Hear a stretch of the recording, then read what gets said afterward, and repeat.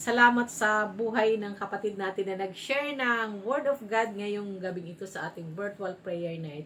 Salamat sa salita ng Panginoon na ating napakinggan, and we do hope and we do pray na lahat ng ating napakinggang salita ng Diyos ay ito'y ating maisapamuhay at maisabuhay. At patuloy nating tandaan ito sa araw-araw ng ating buhay. Ngayon naman, dadako na tayo sa pangalawang bahagi ng ating gawain, ang pananalangin.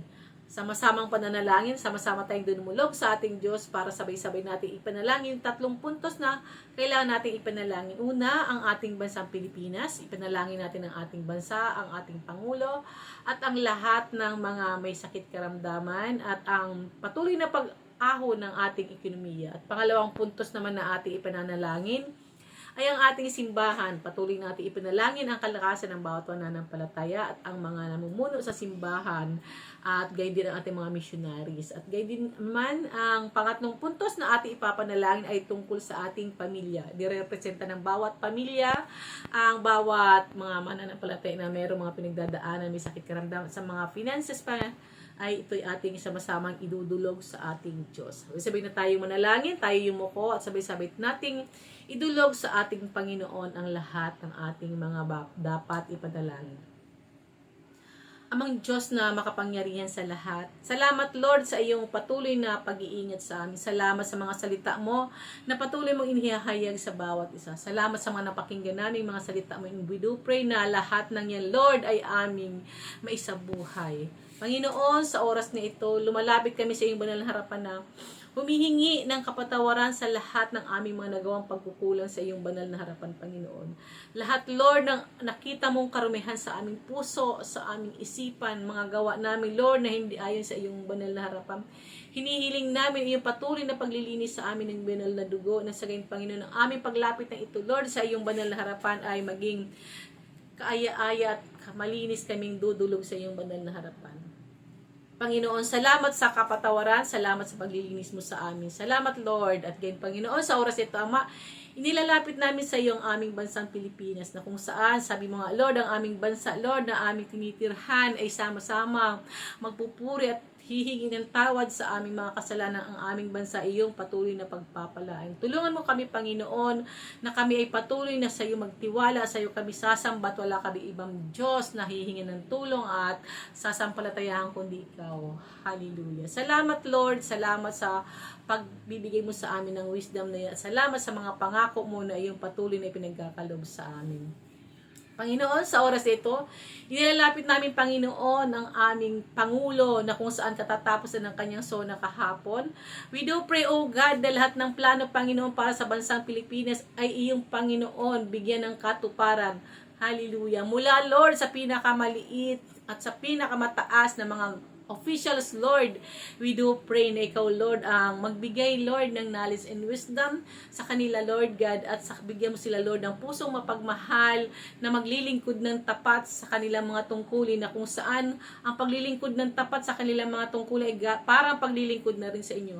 Patnubayan mo ang bawat government officials, lalong-lalo ng aming Pangulo, Panginoon, para sa katuparan ng kanyang mga inihayag kahapon sa SONA, Panginoon. At ganyan po, Panginoon, patuloy namin inilalapit sa iyo lahat, Lord, mga frontliners. Tunay nga na sa panahon ito, medyo tumataas na naman, Lord, ang case ng COVID. We do pray, O God, na patuloy mo ingatan ang bawat frontliners. Patuloy mo silang bigyan ng kalakasan na patuloy na gampanan ang kanilang mga tungkulin. At gayon din po, Ama, lahat ng may sakit, Lord, ng COVID. We do pray, O God, na pagalingin mo sila, Lord God. Hallelujah. Patuloy mo bigyan ng kalakasan na mapaglabanan ang sakit karamdaman na ito. Patuloy ka magbigay ng knowledge, ng wisdom sa mga tutuklas ng gamot kung paano ito tuluyang mawawala na sa gayong Panginoon, mabalik na sa normal ang pamumuhay ng bawat anak mo, O God.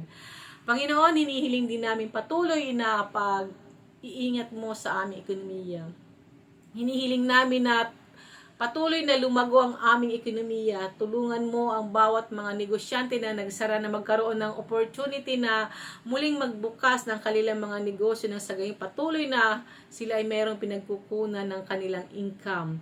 Patuloy mong bigyan ng pagkakataon yung mga nawalan ng trabaho na sila ay magkaroon ng trabaho. Magbigay ka ng mga trabaho sa mga nawalan, at patuloy na pag-iingat mo, Ama, sa bawat mga anak mo na patuloy na umaasa sa iyo, na patuloy na ikaw ang magbigay ng pangangailangan nila. Bawat finances ng bawat Pilipino, Panginoon, ay patuloy may pagkaloob. Huwag mong hayaan na sila ay malugmok, Panginoon. Bagkus sinihiling namin patuloy na pagpapala sa bawat Pilipino na makaahon sa kanilang kalagayan. Ang mga kumpanya, magbigay ka ng mga bagong oportunidad na kung saan makatuklas o makaiisip, Panginoon, ng mga bagong pagkakita na sa gayon wala ng jobless, Panginoon, sa aming bansa.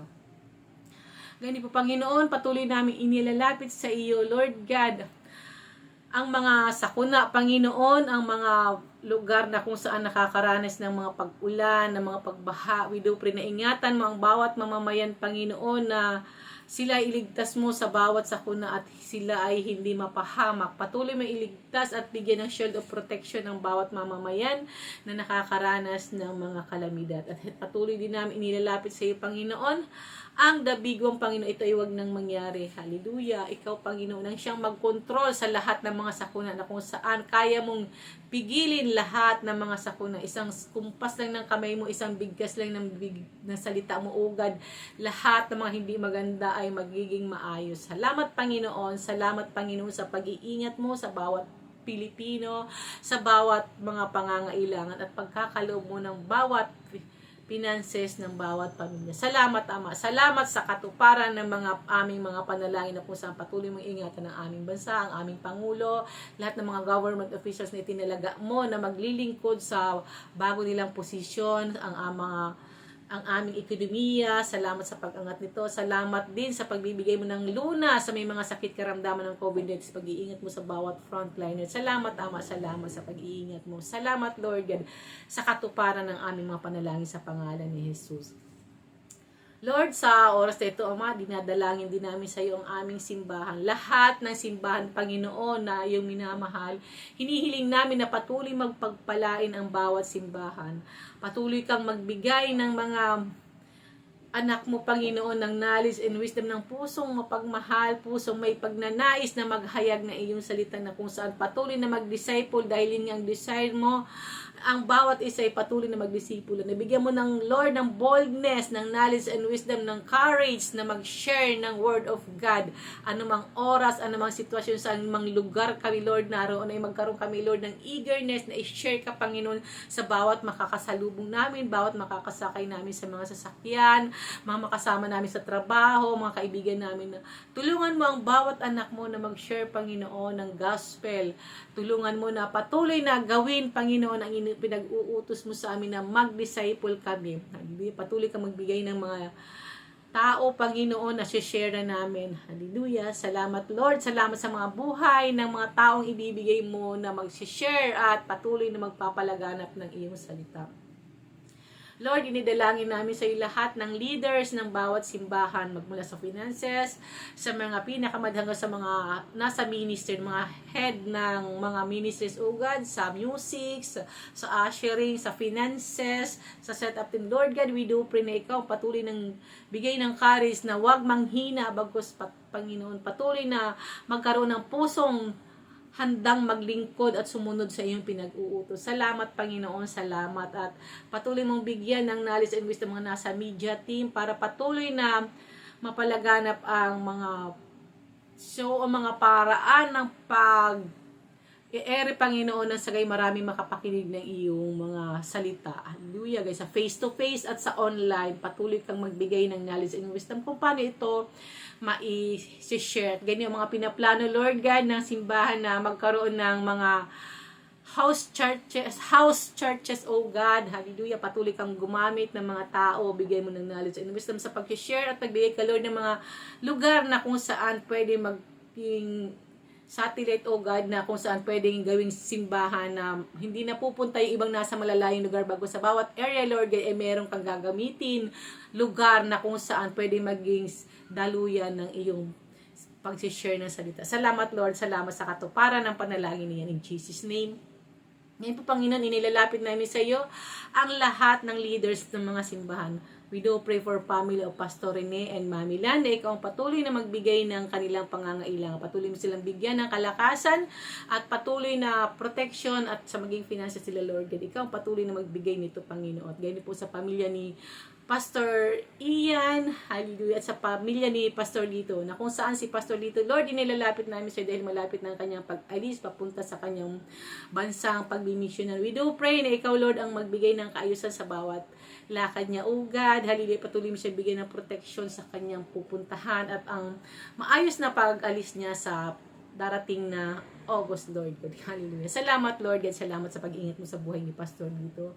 At ganyan po, Panginoon, lahat ng member, Lord God, ng Assemblies of God. Hallelujah. Nilalapit namin. Ikaw magpala sa bawat pamilya, O God. Abutin mo, Panginoon, ang bawat pangangailangan ng bawat pamilya. Ikaw ang patuloy magbigay, mag-provide ng provision sa bawat pangangailangan. Tulungan bawat pamilya na patuloy mong pagpalain, bigay lahat ng pangangailangan. Nang saging, Panginoon, pagpalain mo kami para kami, Lord, ay makapagpala din, Panginoon, ng aming kapat. Patuloy kaming makapag-abot, Lord God, para sa aming mga obligasyon sa aming simbahan na patuloy kami magbigay para sa ikalalago ng bawat gawain na masunod namin, Lord God, ang utos mo tungkol, Lord God, sa pagbibigay. Thank you, Lord,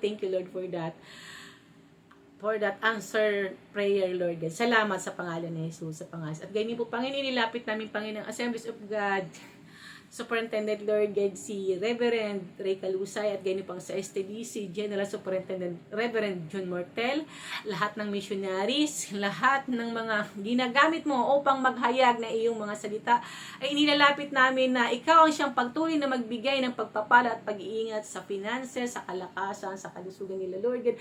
Patuloy mong pagpalain at ingatan ang bawat mga anak mo na ginagamit mo para sa gawain ng simbahan. Salamat, Panginoon. Salamat sa katugunan ng panalangin at pag-iingat mo sa bawat simbahan, Panginoon. Salamat, Lord. Salamat in Jesus' name.